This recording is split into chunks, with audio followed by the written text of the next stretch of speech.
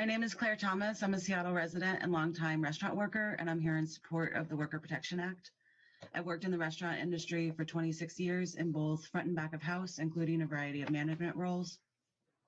This experience has provided me with the confidence and the tools to both understand my rights as an employee and to navigate the complicated systems in place to hold employers accountable for workplace violations. I know that not everyone has these privileges, but every worker should have the same access to basic protections.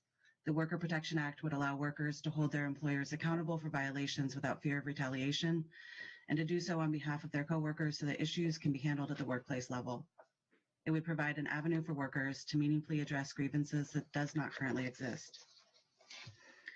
In 2018, I led a class action lawsuit on behalf of 1,300 current and former employees against Tom Douglas restaurants, raising issues of improper distribution of service charges and rest break violations, which resulted in a settlement agreement that, among other things, required them to pay out $2.4 million to the class.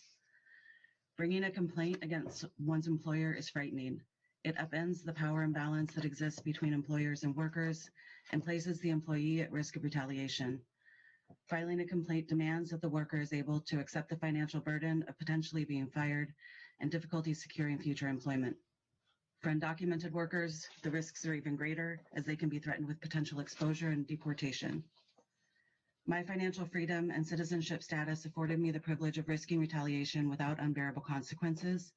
My experience allowed me to navigate the systems in place to hold employers accountable, and I was lucky to both not have to have a forced arbitration agreement in my onboarding paperwork and to have a case large enough to secure legal counsel without having to front any fees. This set of circumstances is rare and should not be necessary to enforce basic existing worker protections. After the lawsuit became public, strangers reached out to me asking for advice about what to do when their employer wouldn't pay minimum wage, stole tips, or refused them breaks. They asked how to hold their employers accountable, although were afraid to speak up because losing their jobs would have been devastating. Regulations exist for a reason, and there's no employer in any industry that is above accountability.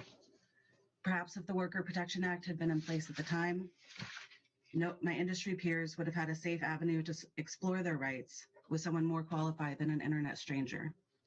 Thank you for your time.